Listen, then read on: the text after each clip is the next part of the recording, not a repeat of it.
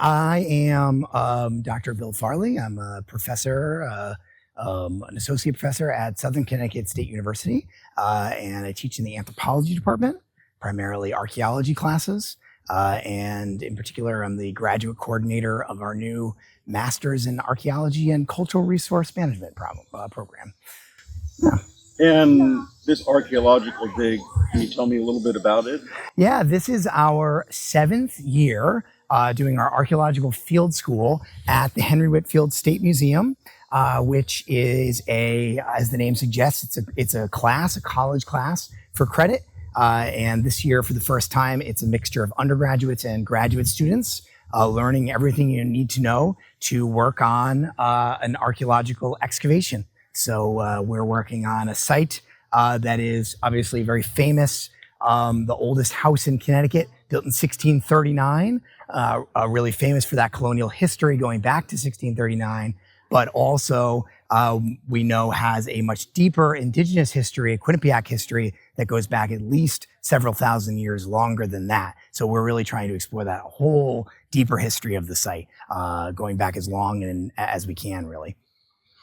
And the dig, is it for students to get out in the field and get experience, and then also for the public as well? It is really for both of those. So yes, it is for a lot of different things. So both for students who just want to have the experience of working on an archaeological dig, because archaeology is inherently fascinating and interesting. So some students will take it just and never do archaeology again, so to speak. But a lot of our students will take it and go on into a career in archaeology. There's a whole industry in archaeology called cultural resource management, which is what 99% of archaeologists do. You don't need to get a PhD and be a professor like what I do. And so we do have a lot of students who are pursuing careers in that industry. And this is getting your sort of first experience to do that sort of thing. But also, yes, this is a public archaeology dig. We work in partnership with the museum here, and people come out and visit us and see us. And especially in recent years, archaeology has increasingly become visible and has become talked about as a part of a lot of conspiracy theories, and has been on television shows like Ancient Aliens, and really misrepresented in a lot of media. So it's really quite important for people to be able to come out and see what real archaeology looks like, just everyday archaeology, what we do, which is we excavate archaeological sites, and we do that to learn about real history and about what people lived like in the past, what culture was like in the past. And so, people can do that. We're just right out here. And anybody can come and visit us and talk to us, ask questions, and learn about it. So, can you go over the basics of what your students are learning, some of the archaeological techniques and skill sets? Yeah, we learn first how to lay out an archaeological site. So archaeology is all about space, actually. So artifacts, which are the things we find in archaeology, those objects, it might be a stone tool, a spear point or something, where it might be a little piece of ceramic or glass, by themselves don't tell us that much. We really want to know how they relate to each other in space, so we can learn about culture and how people actually moved around space and lived. So students learn how to lay out an archaeological grid, and then how to excavate within that grid, so that afterwards we can reconstruct and understand where every artifact came from, how they relate to each other. They learn how to identify artifacts, what they are, how to tell how old they are, how to do a chronology or date a site, and figure out how old any individual artifact is. And then how to do that last kind of most important step is, how do we understand how all that data, all that information tells us about culture in the past and history in the past, and how people once lived in the past. That's really, we try and squeeze all of that into 5 weeks, which is it's a tall order, but we do try and do it. That's what we're going for. And can you explain the layers, like how many feet down you hit, let's say 19th century, the 18th, 1600s, pre-Columbian? Yeah, every site is different. Every site is unique, because everywhere in the world has its own kind of micro environment where that site was made.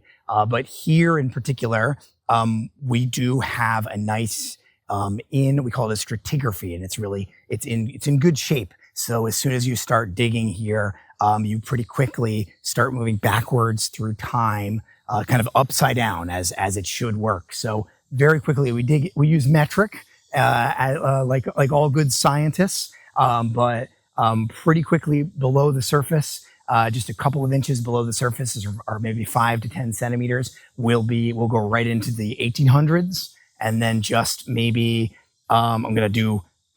I'll struggle to turn it into inches and feet, so I'll just give you the real space here, I guess. About 20 centimeters after that, we'll move into the 1700s, and then pretty quickly after that into the 1600s. And at about 50-ish centimeters below the surface, we get to the depth at which the house was built. And everything beneath that is that pre-Columbian period where we go back to 1,000 years ago, 2,000 years ago. Hypothetically, the oldest sites in Connecticut are about 12,500 years old. So the oldest artifacts ever found here are about 9,000 years old, but they're wouldn't be surprising to find artifacts even older than that here. So that's potentially could be that old. So what have you found that in that 9,000 year mark?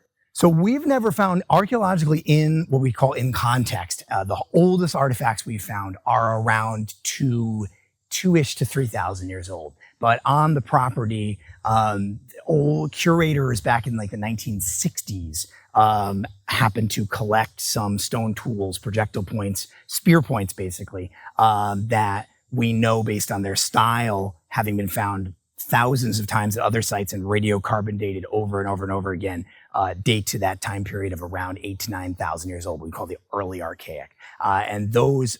So we know that those are from that time period. We don't know where on the property they were found because that was not recorded at the time. But that's just not surprising. Artifacts of that age are actually quite common in the state.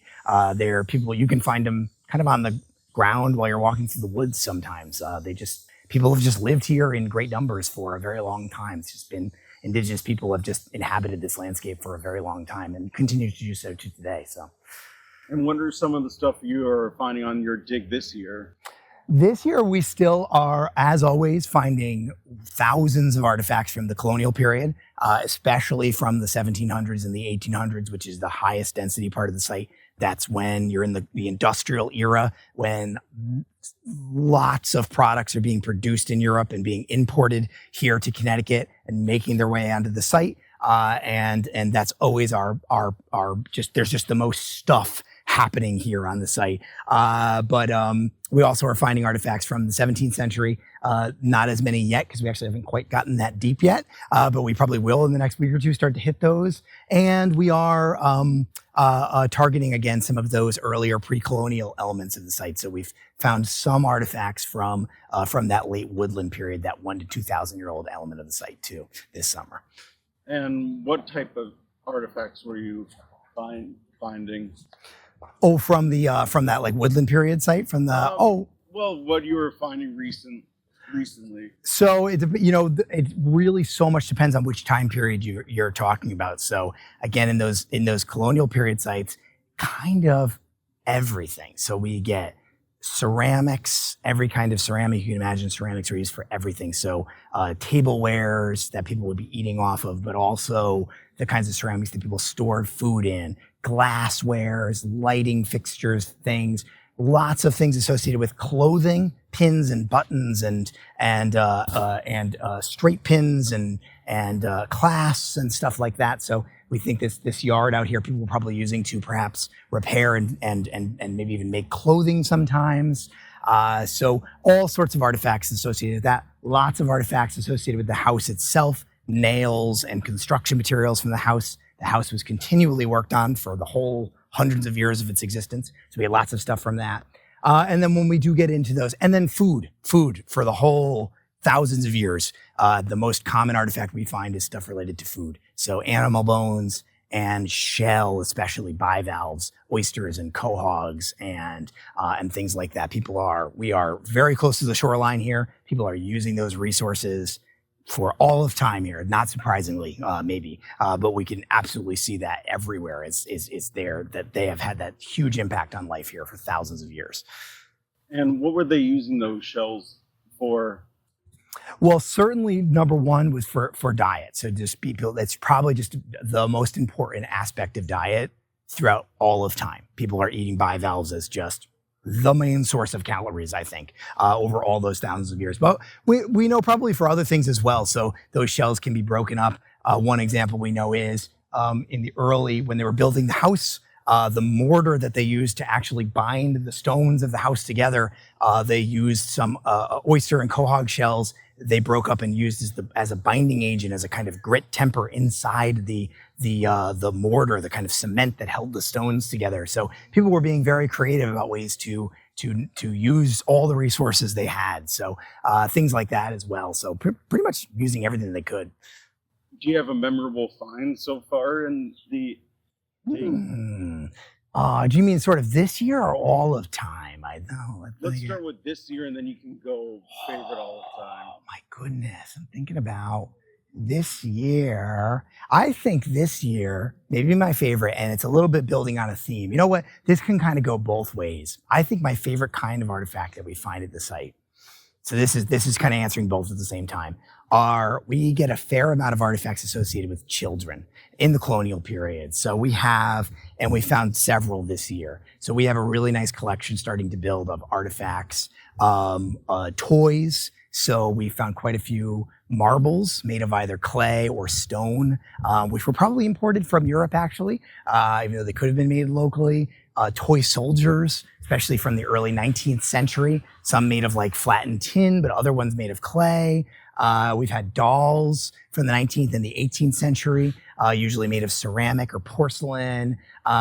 We've had slate pencils that young people would have used when they were learning how to read and write and to do arithmetic and things like that for schooling. So we have a really nice collection of artifacts associated with children. And there's something so powerfully evocative about that. Artifacts are amazing when you're doing archaeology. One of the first experiences that somebody has when they work on an archaeological site is they have that realization that they're holding something that connects them to a person hundreds or even thousands of years ago. And that can be a really powerful experience. And some artifacts are particularly powerful in that way. And I've always found that artifacts associated with children are particularly powerful in that way. They just kind of connect you to the past in a really powerful way. And this year we've actually had several artifacts like that already. And they always just kind of do that to me. So, and if folks do ever come down to the Whitfield house, even when we're not here, we have a little exhibit actually set up in the visitor center, and quite a few of those artifacts, a lot of the artifacts we found, but including quite a few of the ones associated with children, are on display in the exhibit, so you can come and see some of those, which is pretty cool. So. And lastly, do you have a message for the public? I think it would be that archaeology is really fascinating, right? I think this is obvious because it makes front page news. And it's they make movies about it, and everybody's sort of Indiana Jones, and there's nothing wrong with Indiana Jones. Indiana Jones is awesome. I loved those movies growing up. I still love those movies. They're really fun. Everybody knows those are not real archaeology. I don't need to tell you that, right? You're smart enough. You know that. That's obviously fantasy or whatever, right? But there is such a thing as real archaeology. Bring your critical thinking skills to it when you see something on the internet about archaeology, or somebody tells you something about archaeology.